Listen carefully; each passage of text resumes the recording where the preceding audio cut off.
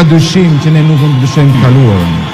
Por sot, këtu, së bashku, ne mund dhe duhet të ndryshojmë të ardhmen.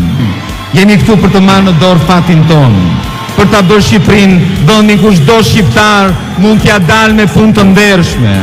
Në fillim ishim më pak se 10 veta me një ide që duke e çmendur, që Shqipëria mund të ndryshojë. Por sot, shikoni këtë sallë, shikoni sa shumë jemi me mira në këtë sallë, por jemi me qindra mira në gjithë Shqipërinë. Ne jemi opozita e vërtet. Ne jemi opozita e sistemit. Ne jemi e vetmja opozita e vërtet. Ka ardhur koha që Shqipëria t'u kthehet njerëzve që punojnë. Po unë shoh që njerëzit i kanë syt nga ne. I kanë shpresa tek ne. Ne jemi drita në fund të tunelit.